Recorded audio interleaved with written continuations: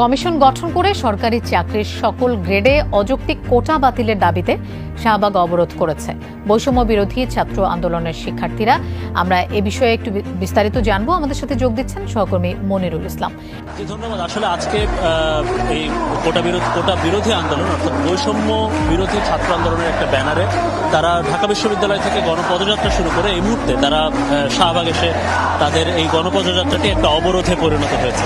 আমরা কখনোই মুক্তিযোদ্ধাদের রিওয়ার্ড নিয়ে আমরা কখনো প্রশ্ন তুলিনি।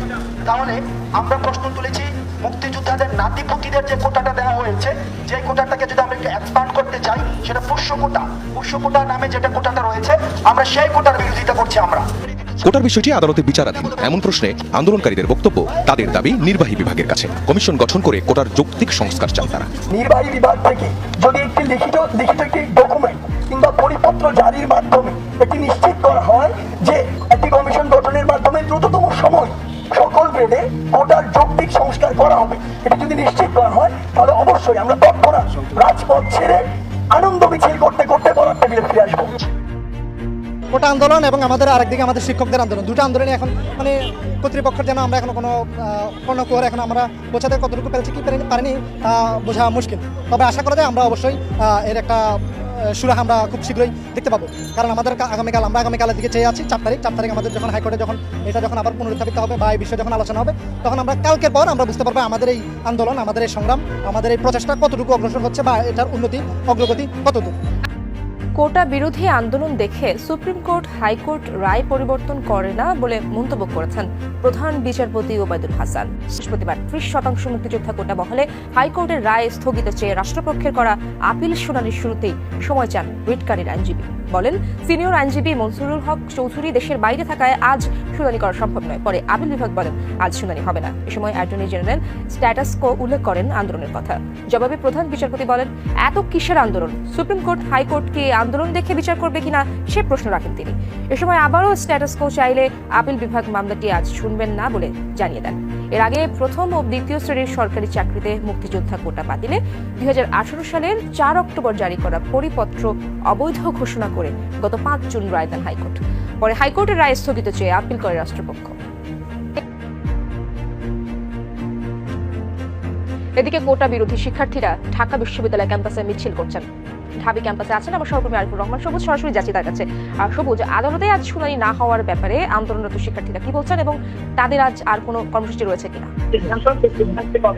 আন্দোলনকারীরা জানার পর মূলত 11টার পর লাইব্রেরির সামনে থেকে জমায়েত, সেখান থেকে মিছিল বিভিন্ন হল থেকে মূলত শিক্ষার্থীরা সেখানে জমা হয় এবং এরপরে সেখান থেকে মূলত বিশ্ববিদ্যালয়ের বিভিন্ন অনুষদ এবং হল প্রদর্শন করে এখন এই মিছিলকে হাইকোর্টের দিকে যাচ্ছে এবং তাদের যে জায়গাটি তারা বলছেন যে বিভিন্ন হল, আমরা যখন দেখেছি মিছিলটি বের হওয়ার সময় বিভিন্ন হল থেকে শিক্ষার্থীদের বের হতে দেওয়া হচ্ছে না, এরকম একটি অভিযোগ যারা আন্দোলনরত শিক্ষার্থী তারা দিচ্ছিলেন এবং কিছু 21টা হলের সামনে একটি উত্তেজনা তৈরি হয় শিক্ষার্থীদের বের হওয়া নিয়ে। যদিও ছাত্রদের বলছে যে এই যারা আন্দোলন করছে তাদের আন্দোলন শান্তিপূর্ণের জায়গায় তারা বিশৃঙ্খলা করার চেষ্টা করছেন এবং এই কিছু হলের শান্তিদের কথাও তারা অভিযোগ করছেন। তবে এখন পর্যন্ত যেটি বলা যাচ্ছে, যারা আন্দোলনকারী তারা বলছেন তারা আদালতের যে সিদ্ধান্ত সেই সিদ্ধান্তকে শ্রদ্ধা করেন, কিন্তু তাদের যে দাবি সেই দাবি যৌক্তিক এবং এই যৌক্তিক দাবিতে তাদের যে আন্দোলন চলমান রয়েছে সেই আন্দোলন চলবে এবং পরবর্তীতে আসলে আজকে তারা সিদ্ধান্ত নেবেন পরবর্তী আরো কঠোর কর্মসূচি নেওয়া যায় কিনা। আমরা যদি কখনো সরকারে যাই আর এটা যদি তখন পর্যন্ত টিকে থাকে, এটা আমরা বাতিল করবো। আমাদের নৈতিক সমর্থন আছে তাদের প্রতি, যেটা আমরা বারো করে বলছি, আমাদের নৈতিক অবশ্যই থাকবে। একটা ন্যায়সঙ্গত আন্দোলনকে আমরা সমর্থন করবো না। এই ধরনের কমিটমেন্ট তো আমাদের আছে আগে। আমরা তো আসলেও যেটা করতে চাই সেটা যে এই ধরনের বৈষম্যমূলক কোনো প্রকল্প বা কোনো প্রজেক্ট অথবা কোনো স্কিম আমরা চালু করতে চাই না, যেখানে আমরা যতটুকু শুনেছি আমাদের শিক্ষকদের কথাবার্তা, তাতে আমরা দেখেছি যে আগে তাদের কন্ট্রিবিউটরি পেনশন ব্যবস্থা ছিল না, অর্থাৎ তারা এটাকে সেভ করতে পারতেন। এখন এটা হচ্ছে তাদের কন্ট্রিবিউটরি, অর্থাৎ ম্যাক্সিমাম 5,000 টাকা বোধহয় তাদেরকে জমা করতে হবে। 2 নম্বর হচ্ছে যে আপনার এটা বলা হয়েছিল অপশনাল, কিন্তু এখন দেখা যাচ্ছে এটা কম্পালসারি করা হচ্ছে। তো এটা কোনো মতেই আরও একটা আছে গ্র্যাচুইটি, তাদের গ্র্যাচুইটির টাকাটা একদম বাদ যাবে এবং তারপরে যে টাকা যে হারে ফেরত পাবে, পেনশন টাকাগুলো যেভাবে পাবে মাসে মাসে, এইগুলো হচ্ছে তাদের জন্য তারা গ্রহণ করেনি, অ্যাকসেপ্ট করেনি। এটা খুব স্বাভাবিক। আগে আমি একটা সুবিধা ভোগ করতাম, সেই সুবিধা থেকে আপনি আমাকে সরিয়ে দিয়ে তার নিচে নিয়ে যাবেন, তো মানে না। আর সবচেয়ে শিক্ষকদের ব্যাপারটা খুবই সেন্সিটিভ এই জন্যে যে তাদের তো অন্য সোর্স অফ ইনকাম নেই। অন্যান্যদের চুরি চামারি দুর্নীতি বহু কিছু থাকতে পারে, তাদের তো সেটা নেই। তাদেরকে আমরা বাধ্যই শুধু এই বেতনের উপরে তাদেরকে নির্ভর করতে হয়। তো এই জন্যই তারা অনেক বেশি বিক্ষুব্ধ এবং তারা মনে করে যে এটা তাদের অত্যাচার নির্যাতনের মতো একটা ব্যাপার তারা দেয়, সেই জন্য তারা করেছে। আমাদের অবশ্যই এই ব্যাপারে আপনার পজিটিভ ব্যাপার থাকবে। আমরা যদি কখনো সরকারে যাই আর এটা যদি তখন পর্যন্ত টিকে থাকে, এটা আমরা বাতিল করবো। কোটাও আমরা বক্তব্যই দিয়ে দিলাম এটা, যে আমরা মনে করি কোটা আপনি মুক্তিযোদ্ধাদের জন্য কিছুটা থাকতে পারে, প্রতিবন্ধীদের জন্য, আর যে আপনার শহীদদের জন্য, তাদের জন্য, বাট নট 56%। এটা আপনাকে বড় জোর 5 to 10% হতে পারে, এর বেশি হলে তো আর এখন তো মুক্তিযোদ্ধারা আপনার বেশিরভাগই হচ্ছে আপনার যে 30%, না এখন যেটা আছে আর কি। তো এখন তো এমনিতেই আপনার মুক্তিযোদ্ধারা তো নাই, এখন প্রায় বয়স শেষ হয়ে গেছে। আমাদের বয়সের মতো যারা কিছু তাদের সন্তানেরা আছে, তারা পাবে, সেটা তো আপত্তি নেই আমাদের। কিন্তু সেটার নাম করে আপনার 56% করে তারপর যে কাউকে আপনার মুক্তিযোদ্ধার সার্টিফিকেট দিয়ে, হাজার হাজার সার্টিফিকেট দিয়ে তাদেরকে চাকরির ব্যবস্থা করে দিচ্ছে এরা ইন দি অফ মানি, সেটা তো আমরা কখনই সমর্থন করতে পারি না। শোনেন, ইন্দিরাদের এই কথাগুলো মানে এত অযৌক্তিক ইলজিক্যাল কথাবার্তা তারা বলবে। বিএনপির তো একটা রাজনৈতিক দল, তা আমি আগে বলছি দায়িত্বশীল রাজনৈতিক দল। শুনুন, বিএনপিকে তো দেশের মধ্যে যা হচ্ছে তাতে এক রিয়াকশন দিতেই হবে। আর আমরা তো তাদের আপনার প্রশ্নই উঠতে পারে না যে আমরা বিএনপি তাদের উপর ভর করে সব কিছু ভর ছাই আমরা আন্দোলন করেছি ভাই। আবার এদের উপর ভর করার আমাদের কারণটা কী থাকবে? তারা তাদের আন্দোলন করছে, আমাদের নৈতিক সমর্থন আছে তাদের প্রতি, যেটা আমরা বারবার করে বলছি যে আমাদের নৈতিক সমর্থন অবশ্যই থাকবে। একটা ন্যায়সঙ্গত আন্দোলনকে আমরা সমর্থন করবো না? যেন আপনাদের সাংবাদিকদের কিছু কিছু দাবি দাবা আপনারা নিজেই বিভক্ত হয়ে গেছেন, আদায় করতে পারেন না, তো কিন্তু আমরা তো সমর্থন করি। আমরা গভীরভাবে পর্যবেক্ষণ করছি পরিস্থিতি, সময় মতো সমাধান হয়ে যাবে। I hope so, I believe so.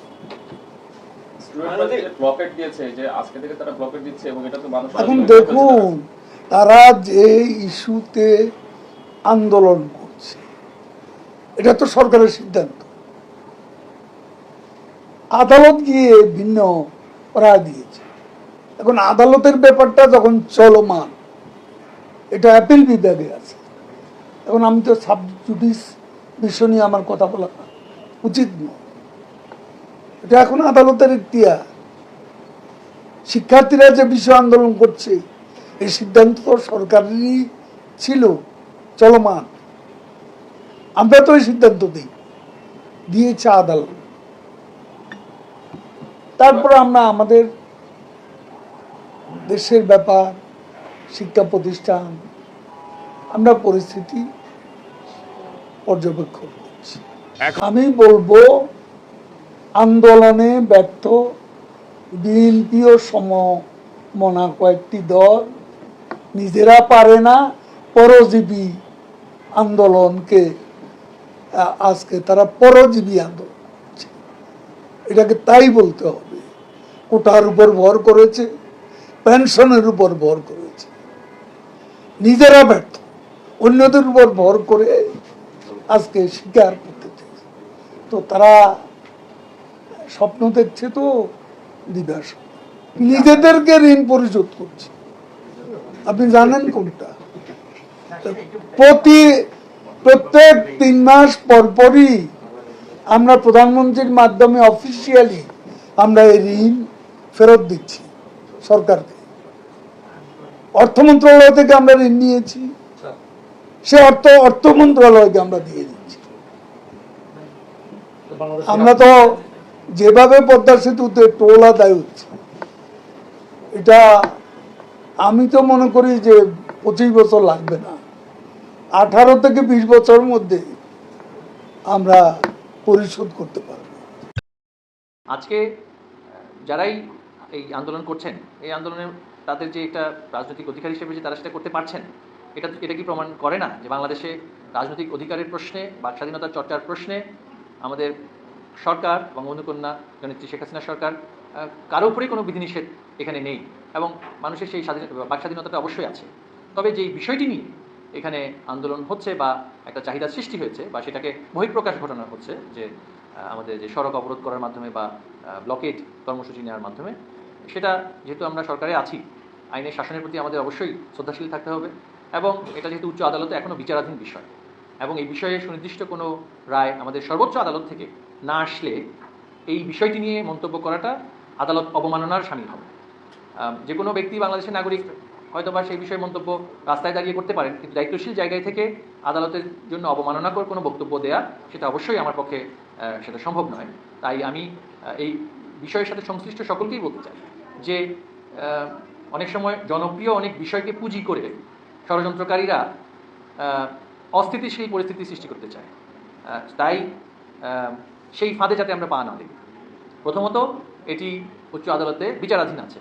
আদালতের সিদ্ধান্তের পরে নির্বাহী বিভাগ সেটা বাস্তবায়ন করার ক্ষেত্রে অবশ্যই একটা ফ্লেক্সিবিলিটি থাকে, সেটার জন্য অবশ্যই আমাদের অপেক্ষা করতে হবে।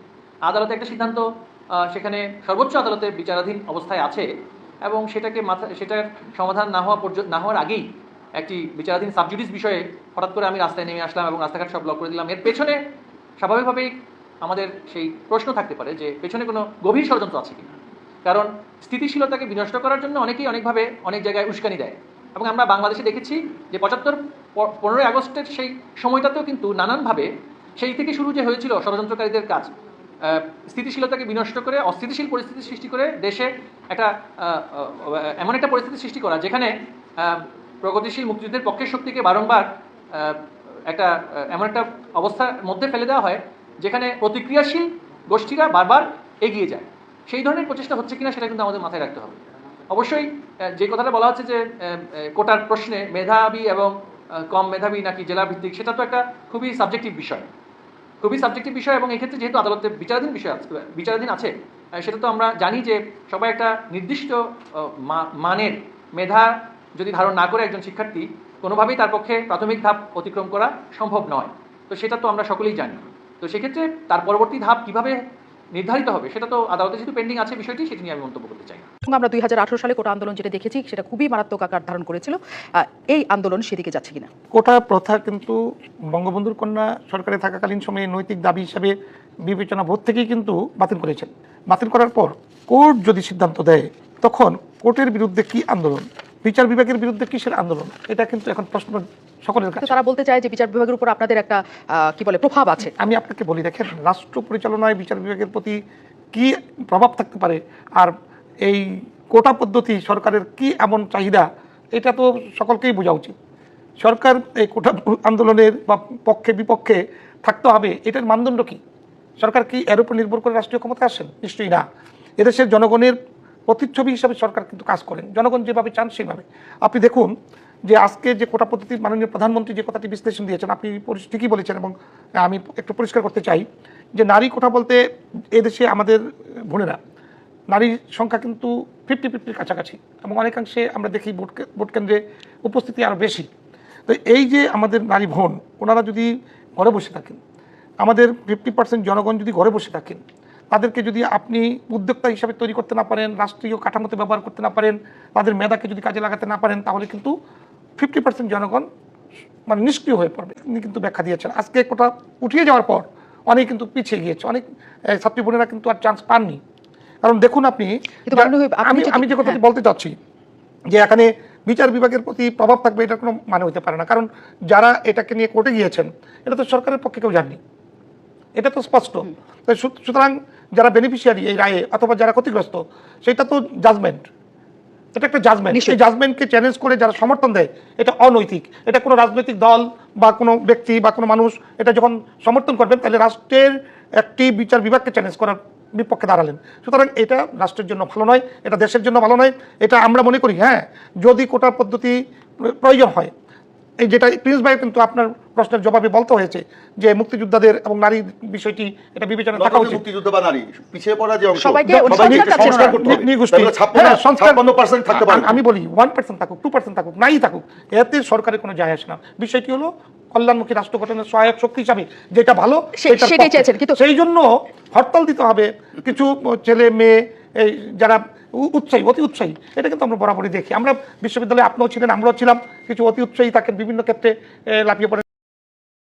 আওয়ামী লীগ সাধারণ সম্পাদক ওবায়দুল কাদের বলেছেন, সরকারি চাকুরিতে কোটা বাতিলের বিষয়টি সর্বোচ্চ আদালতে বিচারাধীন, তাই আদালতের রায় না হওয়া পর্যন্ত জনদুর্ভোগ হয় এমন কর্মসূচি পরিহার করার আহ্বান জানিয়েছেন তিনি।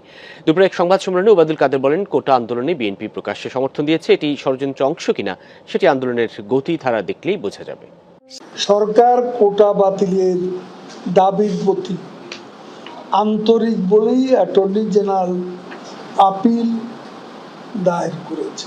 উচ্চ আদালতের রায় না হওয়া পর্যন্ত আমাদের অপেক্ষা করতে এবং কোনো প্রকার উত্তেজনা এবং রাস্তাঘাট বন্ধ করে মানুষের দুর্ভোগ সৃষ্টি পরিহার করা উচিত। কোটা আন্দোলনে বিএনপির সমর্থনের সমালোচনা করেন আওয়ামী লীগ সাধারণ সম্পাদক। বলেন, উচ্চ আদালতে বিচারাধীন ইস্যুতে কোনো রাজনৈতিক দল পক্ষ নিতে পারে না। এখানে পলিটিক্সের উপাদান যুক্ত হয়ে আমাদের ডিভাইসিভ পলিটিক্স, পোলারাইজড পলিটিক্স এখানে যুক্ত হয়েছে। কারণ বিএনপি প্রকাশ্যেই এবং তাদের সমমনস্করা প্রকাশ্যেই তারা এই কোটা আন্দোলনের উপর ভর করেছে, তারা সাপোর্ট করেছে প্রকাশ্যে। সরকারের অবস্থানের ব্যাপারে এখানে তো আমার মনে হয় যে মাননীয় প্রধানমন্ত্রী অত্যন্ত স্পষ্ট করেই বলেছেন যে এই সরকারের সিদ্ধান্তের ব্যাপারে তো এখন নাই, এখন যেটা এই কোটার ব্যাপারের যে ইস্যুটা সেটা এখন সর্বোচ্চ আদালতের কাছে আছে।